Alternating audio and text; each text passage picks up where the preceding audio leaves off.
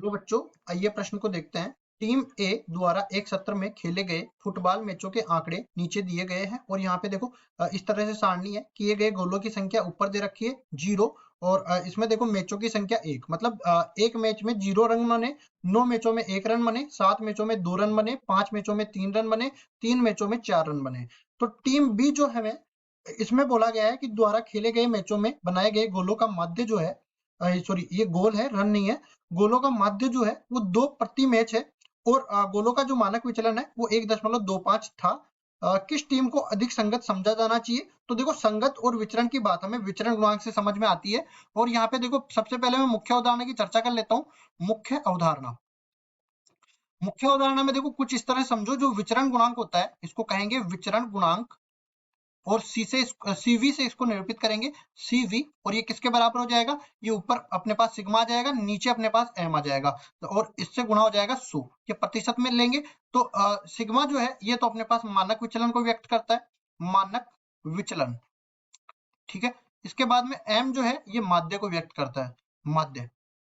माध्य किसके बराबर आना है वो भी हम लोग समझ लेते हैं। जब बारंबारता और प्रेक्षण दोनों दे रखे होते हैं तो ये अपने पास आ जाएगा सिग्मा एफ एक्स बटा में सिग्मा, यहाँ पे देखो कोष्टक नहीं आएगा, ये कोष्टक हटा देते हैं, सिग्मा एफ एक्स ऊपर आ जाएगा प्रेक्षणों और बारंबारताओं का संगत जो गुणन है उन सबका योग, और नीचे आ जाएगा अपने पास सिग्मा एफ। और ये किसके बराबर हो जाएगा? ये बराबर हो जाएगा एम के। और इसी तरह जो सिग्मा है, अपने को सिग्मा स्क्वायर का वर्गमूल लेंगे, मतलब प्रसरण का वर्गमूल लेंगे और इसको एच डी से भी व्यक्त किया जा सकता है। ये किसके बराबर आ जाएगा? देखो हम लोग कहेंगे इसको, सीधा सा सूत्र अपने पास होता है एफ एक्स स्क्वायर, इस पूरे का लेंगे हम लोग योग और इसमें भाग दे देंगे एन, प्रेक्षणों की संख्या का, जो कि अपने पास सिग्मा एफ के बराबर है। इसको सही कर देते हैं, सिग्मा एफ अपने पास आ जाएगा सिग्मा एफ। और माइनस में यहाँ पे जो एम मिला है उस पूरे का वर्गमूल वर्ग आ जाएगा और पूरे का अपने पास आ जाएगा वर्गमूल। इस तरह से अपने पास मानक विचलन आ जाएगा और मानक विचलन आ गया तो विचरण गुणांक भी आ जाएगा। अब देखो, पहले के लिए हमें टीम बी के लिए, ये पहले से ही दे रखा है, टीम बी के लिए, टीम बी के लिए माध्य जो दे रखा है जिसको हम लोग एम बी बोल सकते हैं, एम बी, ये किसके बराबर दे रखा है? 2। ठीक है, और यहाँ पे मानक विचलन की बात करूं तो सिग्मा बी कितना दे रखा है? 1.25 के बराबर ये दे रखा है। तो यहाँ से विचरण गुणांक में निकाल सकता हूँ सी वी, और ये किसके लिए? बी के लिए हम लोग निकाल रहे हैं, जो कि बराबर आ जाएगा सिग्मा बी बटा में एम बी और गुणा में 100 के बराबर ये मिल जाएगा। अब देखिए, सिग्मा बी किसके बराबर है? 1.25 के बराबर है और एम बी किसके बराबर है? ये अपने को 2 के बराबर दे रखा है। ठीक है, तो ये 2 नीचे आ जाएगा और इसी तरह ये ऊपर गुणा हो जाएगा 100 से। और ये हम किसके लिए निकाल रहे हैं? विचरण गुणांक बी के लिए। तो यहाँ से हम देख सकते हैं 2 से ये ये भाग लगेगा, यहाँ से 50 मिल जाएगा। अब ये 12.5 हो गया, 12.5 को जब 5 से गुणा करेंगे तो ये अपने पास 62.5 के बराबर मिल जाएगा। ठीक है, तो जो विचरण गुणांक है बी के लिए वो अपने को मिल गया 62.5 के बराबर। और सेम इसी तरह ए के लिए भी मैं विचरण गुणांक निकाल लूंगा। तो देखिए, ए के लिए विचरण गुणांक कैसे निकालेंगे वो समझ लेते हैं। यहाँ से पहली चीज क्या कि यहाँ पे प्रेक्षणों की संख्या को मैं एक्स आई से व्यक्त कर देता हूँ और मैचों की संख्या को मैं एफ आई से व्यक्त कर देता हूँ। तो यहाँ पे किस तरह से बनने वाला है? ये एक्स आई, यहाँ पे एक्स आई मिल जाएगा, यहाँ पे एफ आई मिल जाएगा, फिर मैं निकालूंगा यहाँ पे एफ आई गुणा में एक्स आई, फिर यहाँ पे एक्स आई का वर्ग निकाल लेंगे और यहाँ पे हम लोग निकाल लेंगे एफ आई गुणा में एक्स आई, इस पूरे का इस एक्स आई का वर्ग। ठीक है, इन दोनों का गुणनफल। तो एक्स आई का मान किसके बराबर दे रखा है? ये अपने को जब 0, 1, 2, 3, 4 और आगे भी दे रखा है क्या? हाँ बिल्कुल, 4 तक दे रखा है। उसके बाद में देखो एफ आई मैचों की संख्या ये अपने को दे रखा है 1, 9 और आगे 7, 5, 3, 7, 5 और ये 3। अब यहाँ पे हम देख सकते हैं सिग्मा एफ का मान मेरे को निकालना है, सिग्मा एफ आई, जो किसके बराबर आ जाएगा? इन सब का योग करेंगे तो ये 25 के बराबर आ जाएगा। इसी तरह इन दोनों का गुणा करते हैं तो ये मिल जाएगा 0 के बराबर, 9 एकम 9 के बराबर, 7 दूनी 14 के बराबर, 5 ती 15 के बराबर और 4 ती 12 के बराबर।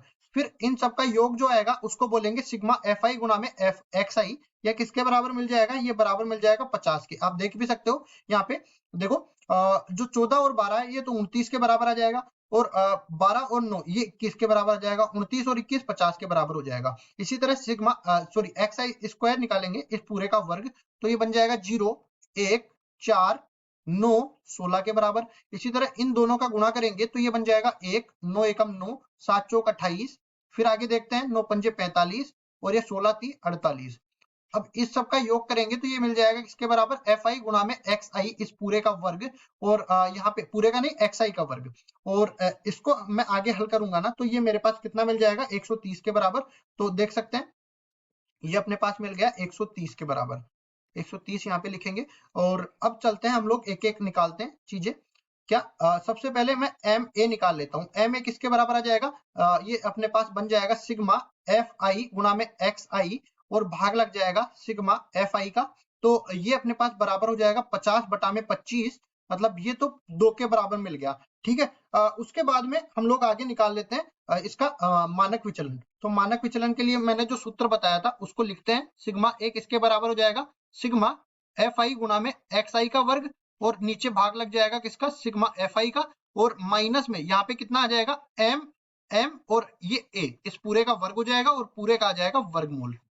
ठीक है, और इस पूरे का मान हमने किसके बराबर निकाला है, ये हमने निकाला है 130 के बराबर, और इसका मान हमने निकाला है 25 के बराबर। ये हमने निकाला है 2 का वर्ग और इस पूरे का आ जाएगा वर्गमूल। आगे इसको हल करते हैं। तो यहाँ पे देखिए 130 में जब हम लोग 25 का भाग दे देते हैं तो सबसे पहले मैं ये देख लेता हूँ, ये तो 4 के बराबर मिल गया। और यहाँ पे क्या करेंगे आगे इस तरह से समझो कि 130 में पहले तो मैं भाग दे देता हूँ 25 का, तो ये 5.2 के बराबर मिलेगा और इस पूरे का वर्गमूल आ जाएगा। आगे इसको सरल करते हैं तो 1.2 का वर्गमूल अपने को मिल जाएगा। 1.2 का जब हम लोग वर्गमूल करते हैं तो ये सिग्मा ए का मान निकल के आएगा। सिग्मा ए का मान किसके बराबर आएगा, 1.2 का वर्गमूल, मतलब 1.2 का वर्गमूल ये 1.09 के बराबर आ जाएगा। ठीक है, उसके बाद में हम लोग इसका विचरण गुणांक भी निकाल लेते हैं। विचरण गुणांक सी वी ए के लिए जो कि बराबर हो जाएगा सिग्मा ए बटा में एम ए गुणा में 100 के बराबर ये आ जाएगा। तो ये 1.09 निकल के आया, नीचे हमारे पास दो है और ये 100 से गुणा हो जाएगा, कुल मिला के ये 54.5 के बराबर है। अब देखिए हमें क्या करना था, हमें बताना था कि कौन अधिक स्थिर है। तो जिसका जो विचरण गुणांक कम होगा वो ज्यादा स्थिर होगा। ठीक है, जो ज्यादा संगत होगा, इस तरह से भी बोल सकते हैं। तो देखो पहले वाले का 62.5 मिला और दूसरे वाले का 54.5 मिला, तो हम लोग कह सकते हैं कि 62.5 जो है वो बड़ा होगा 54.5 से। और ये यहाँ पे कह सकते हैं किन किन के मान है, ये CV B के लिए मान है और ये CV A के लिए मान है। तो जिसका विचरण गुणांक मैंने कहा था जिसका कम होगा वो ज्यादा संगत होगा या ज्यादा स्थिर होगा, तो कहेंगे कि A। और A क्या है, अपने पास बोला गया है टीम A। तो टीम A इसमें देखो पहले इसकी भाषा समझ लेते हैं कि किस टीम को अधिक संगत समझा जाना चाहिए। तो हम लोग सीधा बोल देंगे टीम ए को अधिक संगत या अधिक स्थिर समझा जाना चाहिए, अधिक संगत समझा जाना चाहिए। और केवल यही हमें बताना था। तो ये हमारा उत्तर हो जाएगा। आशा करता हूँ ये सवाल आपको समझ में आया होगा। धन्यवाद।